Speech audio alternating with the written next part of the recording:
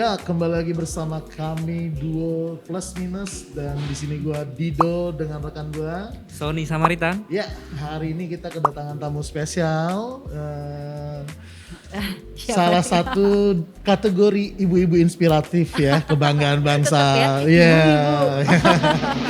Siapa lagi? The one and only Andina Teresia Naram. Iya. Hai. Nanti ada suara tepuk tangannya tuh. Oh iya, iya.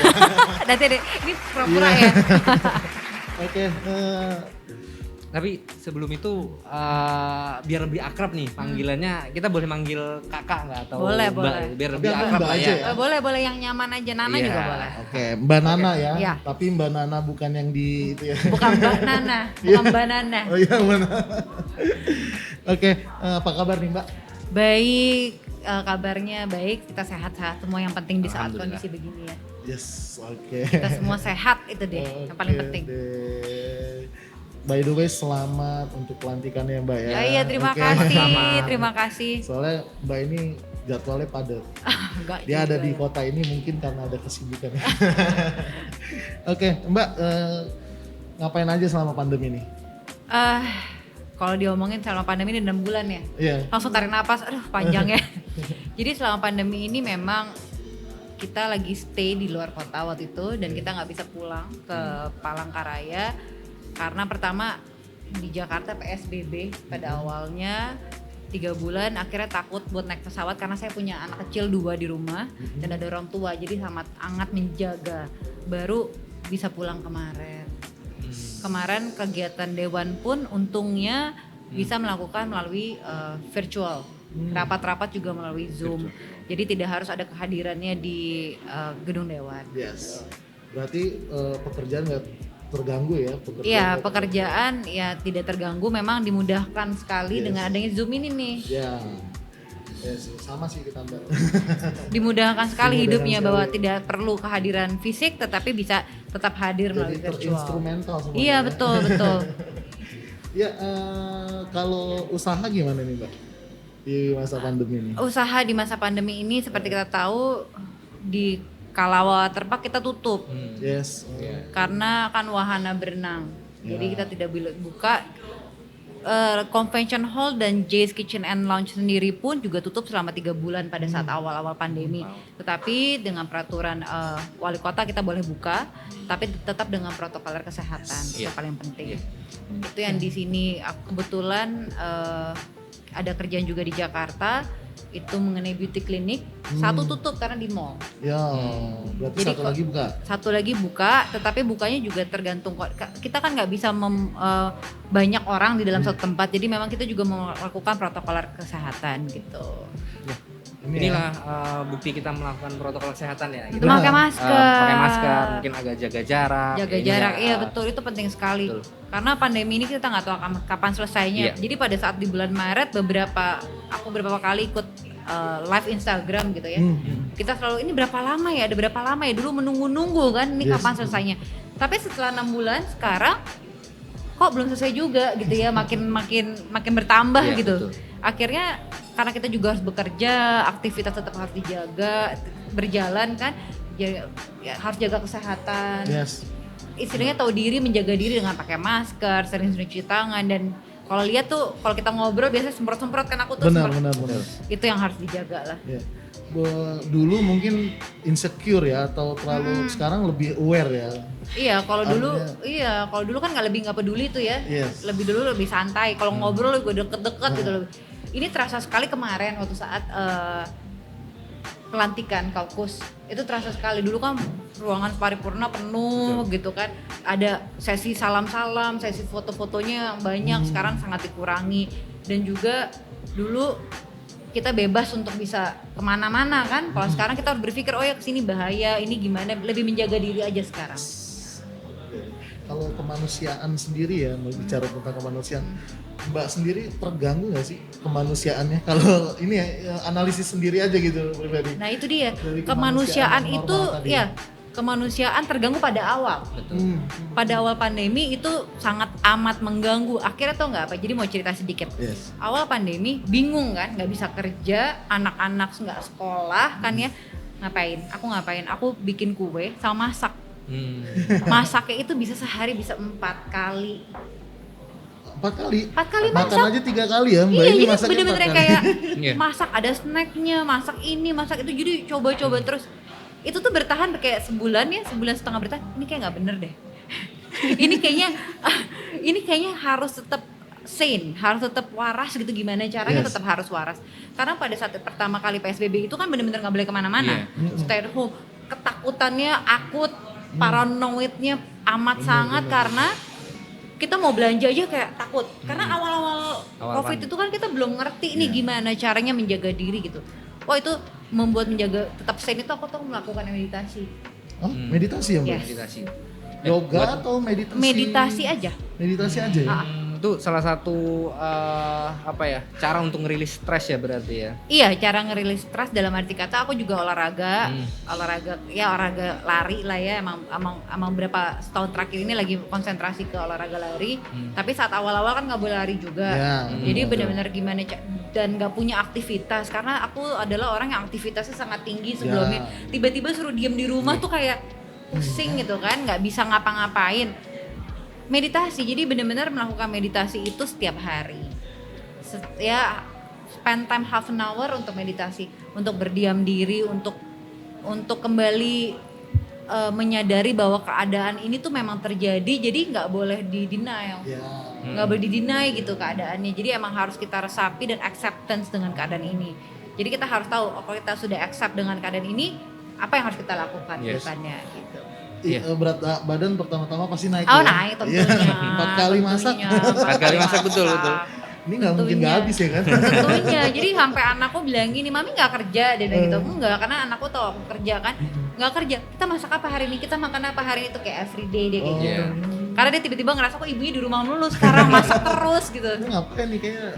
Tapi itu jadi salah satu ini ya, nilai positif ya, kita dekat dengan keluarga makin Iya, akrab, kita betul. bisa bonding juga dengan Iya, anak-anak betul. gitu kan. Jadi memang anak-anakku kebetulan juga masih udah besar lah ya. Jadi memang keadaan itu juga tidak mudah buat mereka karena mereka biasa sekolah. Tiba-tiba harus diam di rumah, belajar dari rumah, dan itu juga stress out loh buat mereka.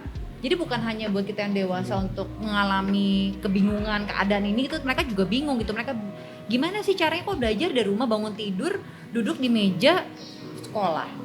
Bener nggak? Dan mereka itu hampir 6 jam di depan laptop. Itu juga aku harus kasih pengertian ke mereka. Dan itulah tahap bondingnya. Bonding itu sekarang akhirnya ibunya jadi belajar. Iya. Kalau dulu kan ngantar ke sekolah dah gitu Dah, kan ya, terserah bu iya. guru dia mau belajarin apa. Sekarang di rumah setiap pagi sebelum beraktivitas aku memang harus belajar sama mereka pagi-pagi. Nemenin mereka belajar karena yang kecil juga masih TK, yang gede udah kelas 4 SD gitu. Jadi nemenin mereka belajar. Kadang-kadang juga bandel-bandelnya juga ada karena mereka suka aduh bosen nggak mau sekolah gitu kan ya, jadi harus ditungguin. Itu jadi bonding sebenarnya. Apalagi kurikulumnya udah beda ya. Anak sekarang Iya. matematikanya agak ribet ya. Agak pusing Agak gitu, kayaknya pusing. kayak dulu-dulu gak gini-gini banget kan. Akhirnya ibunya juga jadi belajar Iya, gitu. Jadi googling ya. Oh iya, googling, dan akhirnya jadi ibunya kalau lagi mereka kan ada namanya kayak virtual juga tuh kayak Zoom gitu ya.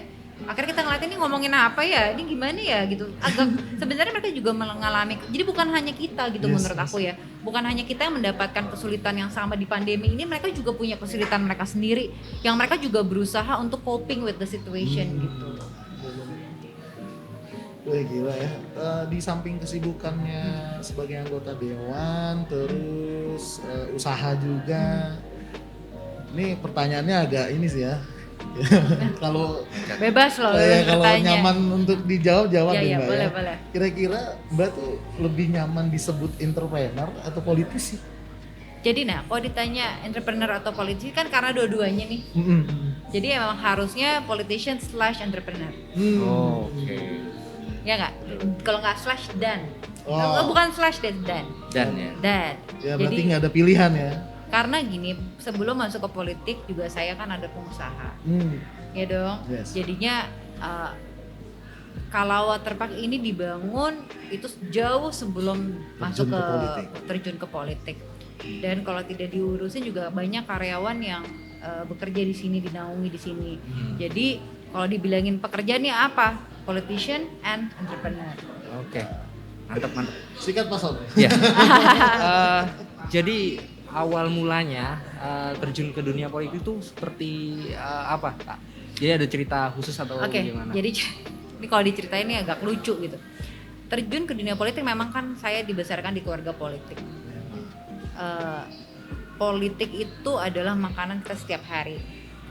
Pembicaraan, conversation mengenai politik itu di setiap kali di meja makan dan di ruang TV dari kecil.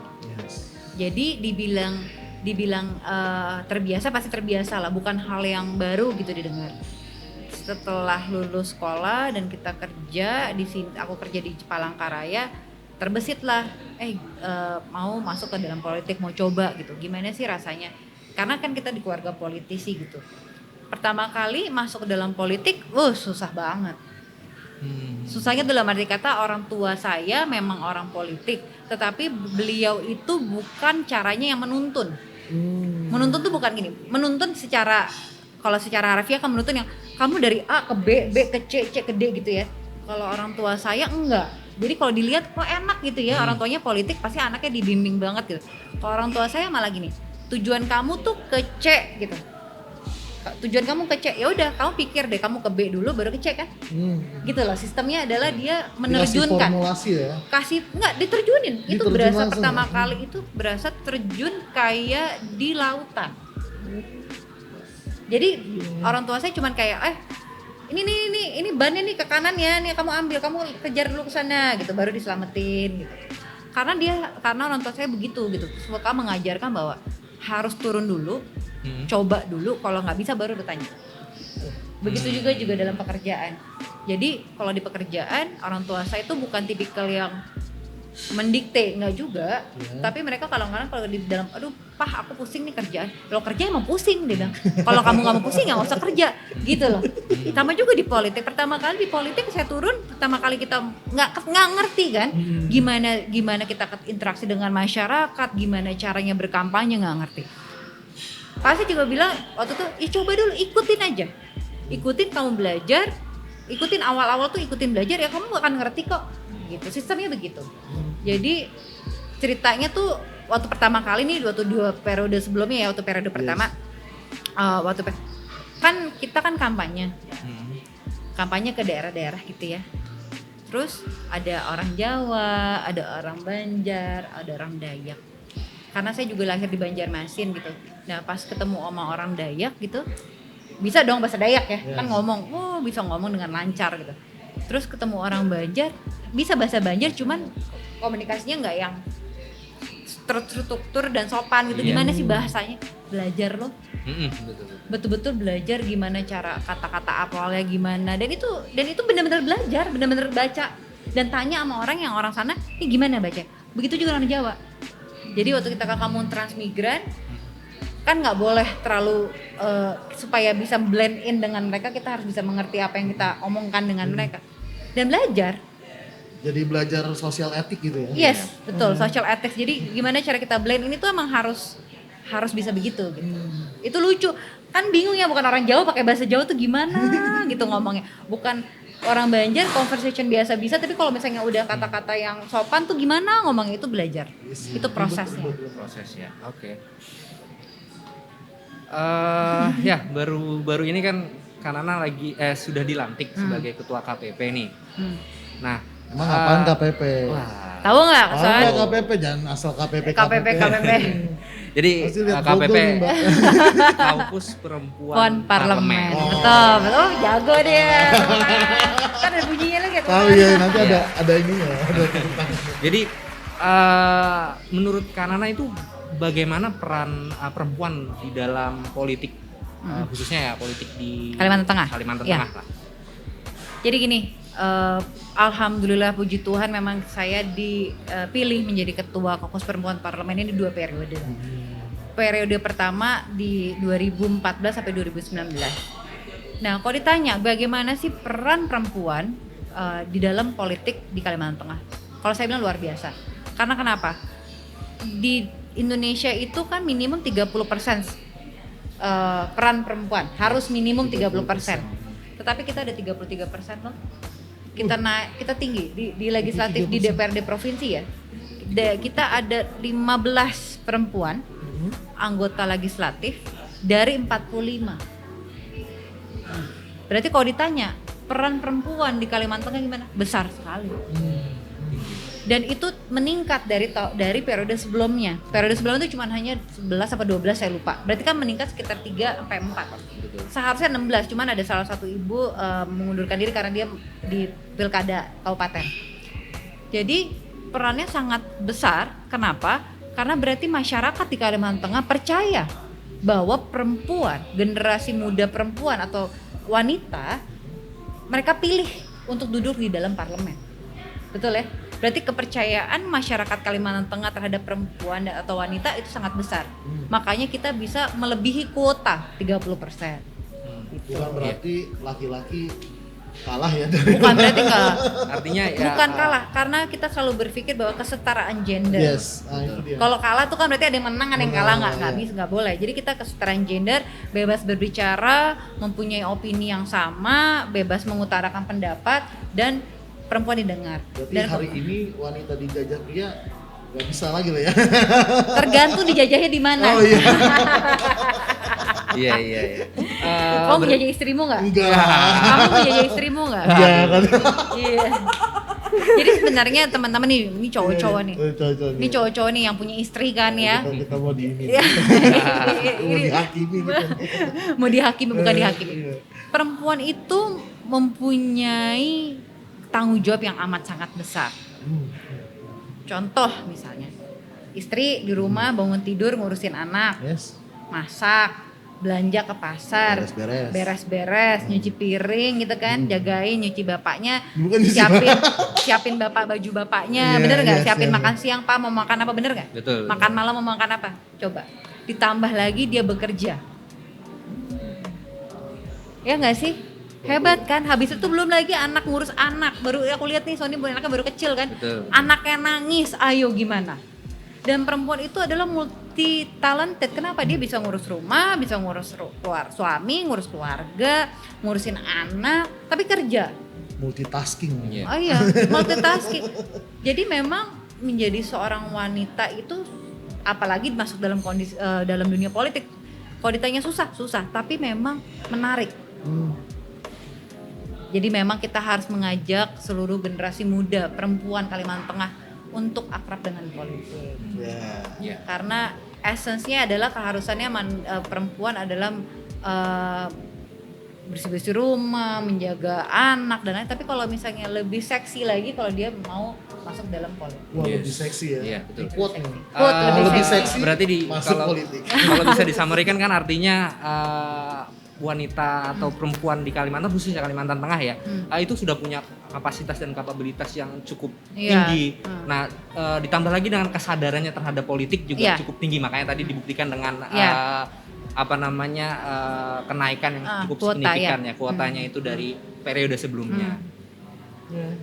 Jadi kalau dibilang punya masyarakat apa perempuan di Kalimantan Tengah itu punya bakat, pasti punya bakat. Pasti punya kemampuan berpolitik.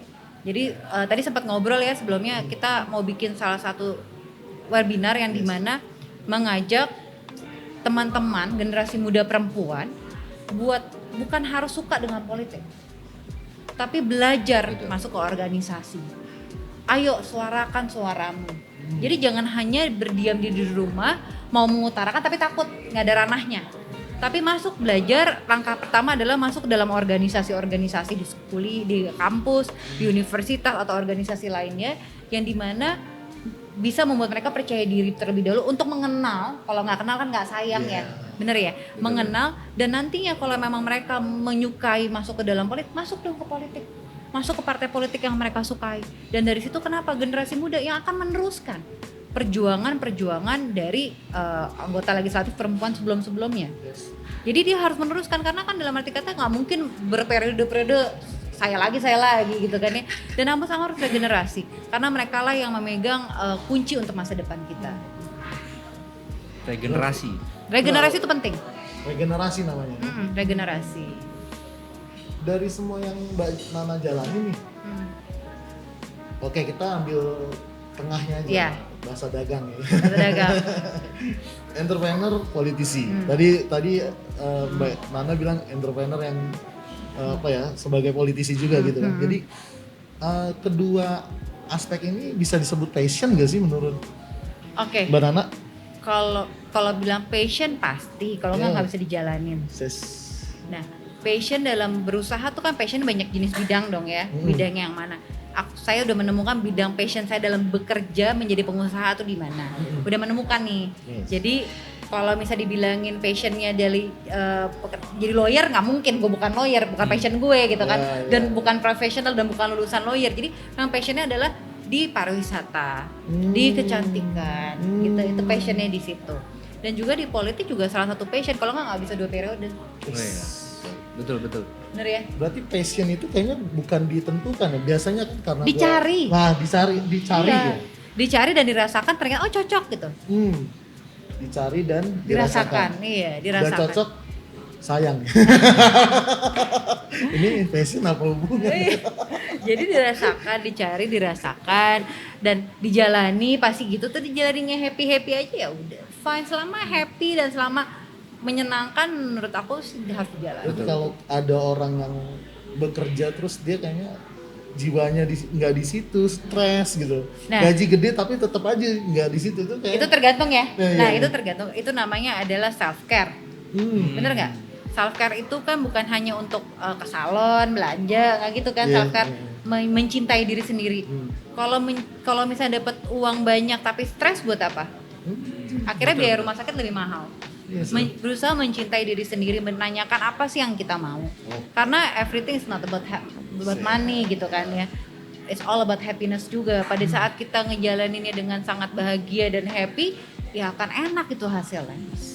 Hasilnya tentu maksimal juga. Maksimal, akan enak kok jalaninnya. Kalau misalnya memang jalannya dengan bersungut-sungut, dengan komplain terus, walaupun dapat gede-gede ya, kalau sakit kepala, kalau nggak asam lambung naik, stres gitu kan. Bener nggak? Betul. Hasilnya juga bisa maksimal, ya cuman begitu aja. Nggak akan happy, nggak akan pernah bersyukur dengan apapun yang didapatkan. Berarti angka bukan indikator ya? Yes, angka bukan indikator untuk kebahagiaan. Yes. Tapi kan kebahagiaan itu kan tergantung orang masing-masing. Iya. Ada orang yang bahagia untuk mendapatkan nominal segini gitu. Ada orang yang udah segini aja udah bahagia, tapi kan itu tergantung kita masing-masing. Selama happy menjalaninya fine. Benar ya. Kayaknya ini banget ya, kayak hari ini Mbak ini kelihatan happiness-nya. Bahagia sekali Harus. ada di antara entrepreneur dan bukan di antara tapi menjalani entrepreneur dan happy politisi harus ya. sangat happy. Kalau nggak akan bisa dijalani. Apalagi dengan kondisi sekarang. Kondisi sekarang kita harus sane, kita tuh harus waras, bener nggak? Yes, waras. Kita tuh harus bener-bener mengerti bahwa keadaan ini tuh nggak tahu kapan habisnya, kapan selesainya pandemi ini. Kalau kita terus memikir, kapan selesai, kita nggak bisa kerja. Sedangkan kita harus cari makan, bener nggak, teman-teman? Iya, Ya nggak. Jadi kondisi ini udah dinikmati every single day, disyukuri bahwa semuanya baik-baik aja, saudara keluarga sehat, dan kita berdoa ke depannya juga lebih baik. Itu kan harus ada punya good faith. Kita harus punya positif, kita harus punya bahwa nanti ke depannya semuanya akan baik-baik saja gitu. Positive thinking itu paling penting. Ini pertanyaan sebenarnya adalah gue tuh mencoba positive thinking ya, padahal gue tuh orang yang overthink. Oh. Berarti lu struggling juga ya? Iya, sebenarnya overthink gitu kan, orangnya tuh overthink, tapi enggak, overthink perlu dan penting karena kan kita harus menganalisa satu keadaan A tuh bagaimana berjalan, itu kan kita memikirkan. Tapi overthink berlebihan juga nggak baik. Kalau misalnya nanti gini belum tentu kejadian gitu, jadi percampuran overthink menjadi positif tuh gimana ya? Nah itu harus dipelajarin tuh. Lu berarti masih ada di dalam proses terapi. Iya, proses meditasi. Kayaknya memang lebih cocok diterapin di saat pandemi seperti ini karena juga kita harus mencoba untuk protektif terhadap diri, terhadap apapun itu. Tapi kita harus positif juga. Positif, karena gini loh, media sosial sekarang udah gampang sekali dibuka. Dan semua berita itu adalah wow, udah ini hari ini 1.000 orang, hari ini 5.000, hari ini begini. Vaksin COVID udah ditemu. Akhirnya membuat kita berpikir apa? Patah semangat kan? Ada orang yang langsung mikir, sudahlah ya pasti kena, udahlah ya nggak mau keluar dari rumah, udah akhirnya jadi paranoid akut gitu. Paranoid boleh tapi jangan akut-akut banget gitu. Nah, jadi yang harus dilakukan adalah menjaga diri aja, kita harus waras, menjaga diri. Kita harus bekerja gimana dong? Benar. Banyak orang yang menaruhkan hidupnya di bahu saya gitu misalnya. Terus kalau saya nggak kerja nih anak-anak gimana? Nggak mungkin cuma berdiam di dalam rumah, sedangkan banyak karyawan yang menaruh hidupnya di hidup kita gitu. Bener nggak? Benar. Jadi harusnya, jadi kalau ditanya gimana, kok nekat ya, kok berani ya kesana sini sana sini, ya harus nekat, tapi harus berhati-hati. Jangan juga dilawan ambu, dibilangin jangan tetap dilakuin kan, jangan juga. Tetap pakai masker, tetap jaga jarak, tetap cuci tangan karena harus bekerja. Karena banyak juga karyawan-karyawan yang mereka juga menjalankan hidup mereka dengan seharusnya dan semestinya kan. Jadi ya kitanya harus benar gitu. Itulah pengusaha. Gue setuju sih Mbak, makanya kalau di masa seperti ini kayaknya manusia tuh harus responsif ya, lebih responsif ya. Iya. Melihat perubahan yang ada gitu, adanya seperti ini, kayaknya gue harus melakukan pekerjaan dengan perlakuan yang berbeda dari yang sebelumnya gitu. Iya. Lebih respon ke situ maksudnya. Iya betul, karena keadaan ini tuh kan bisa berubah kapan saja kan. Iya. Kebijakan juga berubah kapan saja, bisa dalam arti kata kayak kemarin udah PSBB transisi di Jakarta diganti lagi PSBB lagi.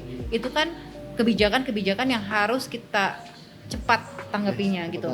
Jadi kalau dari segi bisnis juga ya pasti banyak sekali yang terefek buruk dalam kondisi gini pandemi.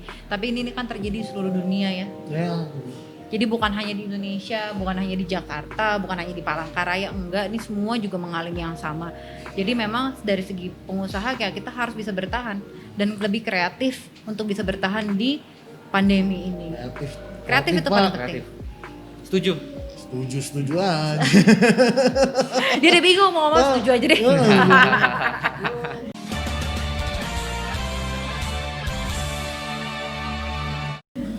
Ini saran buat orang-orang atau pemuda nih ya, atau gini aja Mbak, karena kan Pak Sony ini kan swasta yang mau terjun ke politik. Oh iya, aku dukung loh dia. Anjing. Support loh Son. Harus dong, harus. Jurusan ilmu politik Mbak. Oh tuh makanya gue aja nggak sekolah itu jurusannya. Oh kan? Tuker kita sebenarnya Son. Wah. Saya akuntansi. Kira-kira nih saran atau pesan sih? Lebih tepatnya pesan ya gitu. Pesannya apa sih yang Mbak mau sampaikan gitu untuk anak-anak muda yang mau terjun ke politik atau antipati dengan politik, atau sekarang sudut pandangnya udah dikotori gitu, apa menurut mereka tuh politik itu udah kotor gitu, sudut pandang mereka udah tercuci gitu ya. Ini banyak banget ini ya. Ini banyak banget yang harus pesanin karena kita satu-satu bagi generasi muda yang selalu dia udah apatis terhadap politik, yang mereka mikirnya nggak ada jawab, nggak ada hasilnya juga kok kalau kita berbuat. Kalau semuanya begitu, gimana masa depan kita? Bagaimana masa depan generasi kita ke depannya? Tidak harus apatis, tapi harus akrab dulu. Kalau nggak kenal, tadi aku bilang nggak kenal nggak akan sayang. Mencoba. Kalau belum dicoba, langkah pertama itu adalah langkah yang paling susah. Bener nggak? Langkah pertama itu paling susah. Karena apa? Melawan semua apa yang kita rasakan, melawan otak kita. Langkah dulu pertama kita rasakan. Coba. Kalau cocok, jalanin. Kalau nggak cocok, mungkin bukan passionnya. Benar ya. Dan juga buat generasi muda Kalimantan Tengah, bukan hanya untuk masuk ke dunia politik, tetapi kita ini adalah di kondisi yang pandemi seperti ini. Ayo berpikir kreatif, push yourself to the limit. Jangan pernah puas dengan satu keadaan, selalu keluar dari zona nyaman. Itu yang paling penting, karena zona nyaman itu yang membahayakan. Pada saat kita sudah nyaman terhadap satu keadaan, akhirnya udah ini udah cukup kok, ini udah kayak gini, sebenarnya bisa lebih daripada itu. Jadi push yourself to the limit. Push yourself ya. To the limit, iya Push benar. yourself to the limit. Iya.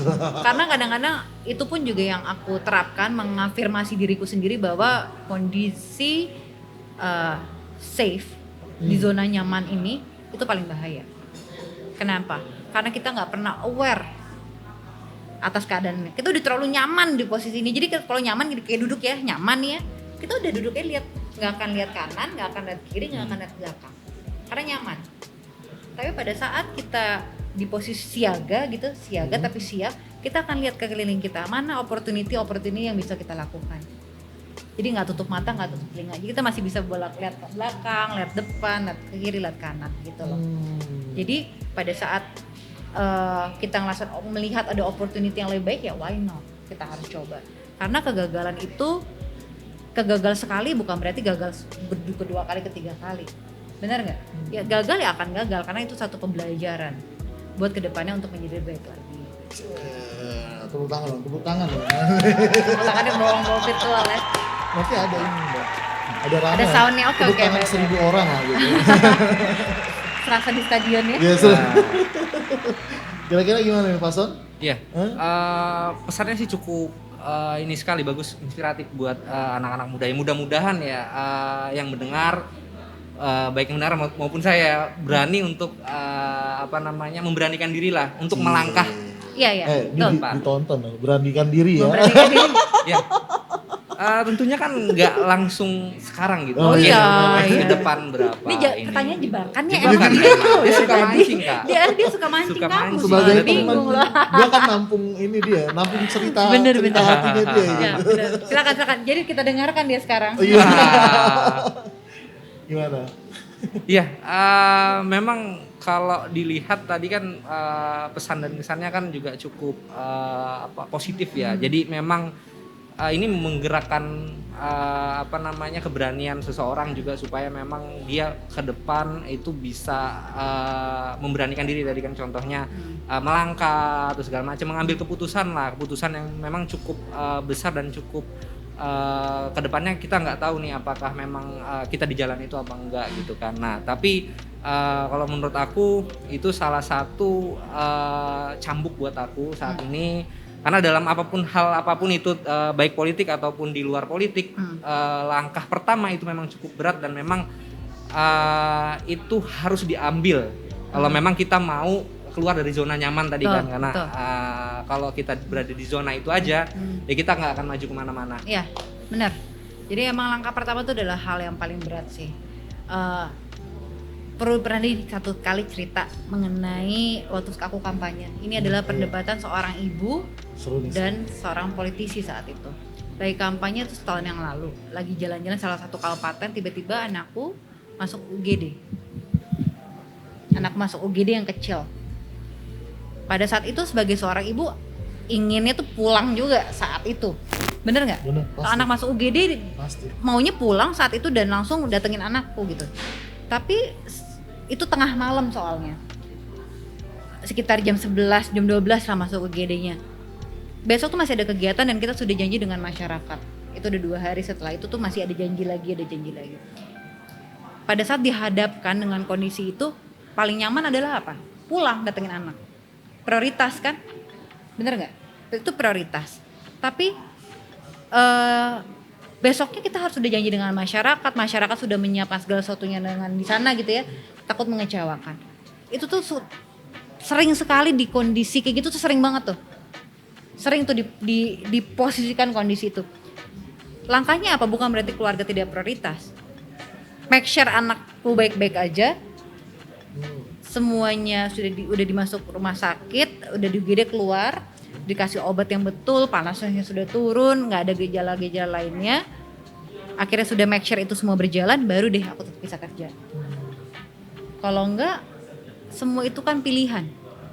Kadang-kadang kita selalu ditaruh pilihan yang amat sangat sulit. Bukan lagi berbicara mengenai prioritas, keluarga adalah prioritas. Tapi pekerjaan dan janji juga prioritas kepada masyarakat. Jadi kalau ditanya milih yang mana, sebisa mungkin mengimbangkan semuanya bisa berjalan. Benar nggak? Yang ini keluarga beres, tetap masih bisa pergi. Tapi kadang-kadang kita juga nggak bisa di posisi untuk memilih. Sebisa mungkin menyeimbangkan segala sesuatu dengan baik itu kan. Emang kadang sesuatu itu yang seharusnya bukan pilihan jadi pilihan seolah-olah. Iya, jadi dan sering sekali tuh kayak diposisikan untuk begitu gitu. Yeah. Jadi gimana caranya emang harus bisa memilih. Begitu juga nanti kita ngomongin kayak misalnya Sony tadi ngomong ya, melangkah pertama atau di zona nyaman itu kan memilih kan. Memilih kamu stay di keadaan itu atau kamu mau keluar. Ya keluar, ngomong keluar tapi kakinya masih di tempat yang sama, ya itu nggak keluar namanya. Melangkah dulu udah keluar. Benar. Udah melangkah pertama dijalanin. Saya selalu percaya bahwa segala sesuatu itu indah pada waktunya. Tuhan izinkan terjadi. Saya selalu percaya pada saat kita melakukan pekerjaan apapun, kegiatan apapun kalau kita bawa dalam doa ya, misalnya yang muslim sholat, yang Kristen kita berdoa, selalu pasti ada jalannya. Tuhan tuh akan bukakan pintu-pintu untuk kita dalam bekerja. Pasti itu. Kalau misalnya emang dipersulit ya bukan berarti susah. Maksudnya gini, kalau dipersulit bukan berarti kita gagal, tapi memang bukan izin Tuhan untuk masuk dalam situ. Kalau aku lebih kayak gitu aja. Jadi ngejalanin segala sesuatu juga nggak berat gitu. Ngejalanin sesuatunya bahwa tidak menyalahkan orang lain, tidak berpikir bahwa oh ini gagal, aduh rendah hati, gagal, oh ini nggak bisa, ini bukan jodoh gue deh kerjaan ini. Tapi kalau memang itu tidak diizinkan ya nggak akan diizinkan. Manusia bisa menginginkan, tapi kalau Tuhan tidak mengizinkan mau apa? Benar. Dan memang harus dijalanin, dan keluar pun dari zona nyaman ya harus dibawa dengan berdoa. Tuhan kan kalau di muslim berikhtiar. Tuhan kasih pikiran buat kita untuk berpikir, tetapi kita menyerahkan semuanya ke Tuhan. Segala sesuatu keputusan yang kita ambil pada saat Tuhan izinkan pasti akan terbaik hasilnya gitu. Bikin tepuk tangannya enggak? Gila, keren banget. Sama sih, gue juga pernah nulis tuh satu kalimat, kalau Tuhan gak mungkin membawa gue sejauh ini kalau cuma untuk gagal. Iya. Gitu, gue sih. Tapi kadang-kadang Tuhan harus membawa kita melewati kegagalan itu untuk mendapatkan kemenangan. Benar, keren. Bener nggak? Benar. Jadi jangan hanya dilihat bahwa Tuhan hanya memberikan pencobaan, kesulitan untuk menjatuhkan, tidak. Tanpa solusi nggak ada. Ya. Tapi Tuhan akan mencoba memberikan permasalahan, tapi tidak melebihi dari kekuatan kita. Tapi pasti akan ada hasilnya. Mau hasilnya menurut kita ya. Yes. Menurut kita buruk bukan berarti menurut Tuhan tuh buruk. Yeah. Pasti Tuhan ngasih yang terbaik buat kita. Jadi jangan pernah takut melangkah. Jangan pernah takut untuk keluar dari zona nyaman. Ayo. Karena kalau belum dicoba nggak tahu. Dan selalu kalau dibilang ini, Kak, penyesalan selalu datang terakhir. Kalau awal namanya pendaftaran, say. Ya enggak. Bener kan? Kalau penyesalan selalu datang terakhir. Dan selalu percaya bahwa kesempatan itu tuh nggak akan pernah datang sekali, 2 kali. Mungkin ada orang yang punya hoki baik, kesempatan datang sekali, dia nggak terima 2 kali, lurus aja gitu. Dapat kesempatan terus gitu.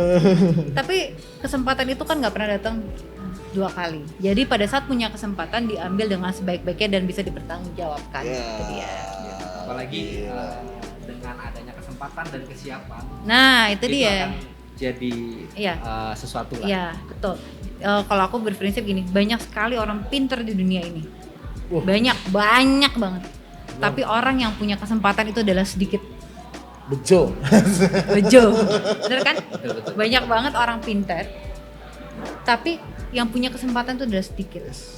Jadi orang yang terpilih yang masuk dalam punya kesempatan ini haruslah bersyukur. Was. Gitu. Jadi pengen nyanyi saya nih Mbak buat Sony nih. Nah ini nih kayak Sony bisa curhat di terakhir ya. Dari zona nyaman. Ada lagunya nggak? Ada lagunya nggak? Ada 420. Ini kayaknya nggak, tapi kayaknya harus dimasukin deh lagu ini buat Sony. Oh iya. Keren. Oke deh, nggak terasa nih Mbak gitu udah lama ya? Udah berapa menit ya? Kayaknya, iya. Ya memang nih ngobrol sama Mbak Nana nih selalu mengasihkan ya. Jadi, ya. Sebelum on frame sebenarnya kita udah ngobrol panjang. Udah panjang. Gila. Jadi memang selalu ada hal-hal baru lah yang kita bicarakan. Gitu. Selalu kan kita mempunyai lingkungan baru itu bukan hanya untuk gosip-gosip, gibah-gibah, tapi kita bertukar ya, aku juga belajar dari kalian gitu kan. Banyak hal yang nggak juga harus sharing is caring selalu gitu. Biar ini cerita aja nih Mbak, waktu kita pulang dari sini kan, sama gue sama Sony nyambung karena gue punya bukan obsesi sih, pemikiran yang sama gitu. Pas dia nyetir, kita pulang, wah nih Mbak Nana kenceng nih gitu. Mudah-mudahan ada pertemuan kedua gitu. Karena kita tuh selalu merindukan ngobrol sama yang kenceng-kenceng tuh Mbak. Kenceng-kenceng tuh metal ya. Enggak, kita perlu seseorang yang membuat kita tuh juga bergerak lagi gitu. Nah itu yang kita senang ketemu dengan orang yang memang bisa menginspirasi kita, bisa bertukar pikiran dengan kita juga. Nah itu beda perspektif ya. Betul. Kadang-kadang berbeda. Kita kemarin ngobrol ada ini nggak setuju, ini setuju gitu. Dan benar. Setuju tuh Son, memang bergerak itu paling susah lah. Jadi emang harus bergerak. maju terus. Akan ada kendala di depan, jalan aja dan dinikmati. Oke, sip. Udah itu aja. Mantap. Dinikmati aja, enjoy every day, enjoy every second. Dalam kondisi pandemi begini kita nggak pernah tahu what's gonna happen in our life. Besok, lusa kita nggak tahu kan. Ya apapun kesulitan hari ini ya biarlah habis hari ini. Yes. Kalau besok pikirin aja lagi besok. Besok ya. Mikirinnya nunjuk dulu. Iya yang harus mikirin. Iya mikirin deh besok udah, kalau nggak pusing kan. Aduh gila. Kalau nggak akan kelar tuh pemikiran. Gak nyangka ya ternyata Mbak ini ada unsur rohani juga. Keren deh. Karena semua itu kan kembali ke atas. Benar. Ke Tuhan. Gitu. Oke deh Mbak Nana, makasih banyak udah mampir ke Plus Minus. Plus minus nanti. Mudah-mudahan ini bukan yang terakhir ya Mbak. Jangan dong, jangan yang terakhir. Akan kita bertemu lagi Akan nanti. ada yang selalu ada yang pertama dan kedua dan ketiga. Yeah. Gitu bahasanya. Oke deh, yuk untuk semua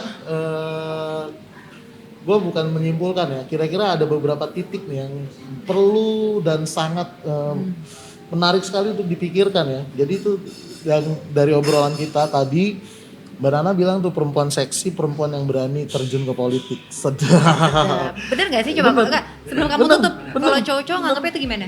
Bener. Perempuan nggak ada yang salah dengan perempuan di rumah, nggak ada yang salah. Nggak ada yang salah. Semua adalah pekerjaan Bener. yang harus dijalani. Tapi kan ada orang mempunyai preference masing-masing, Ya, oke. gitu kan. Jadi jangan dianggap kok katanya Kanana di rumah nggak seksi, bukan juga Bukan, seksi. bukan. Ada lagi, beda lagi. Itu beda cerita, Ada lagi. gitu kan. Jadi kan ini menurut Mbak Nana nih ya. Menurut aku. Untuk menambah keseksiannya terjun Iya. ke politik Ya, gitu.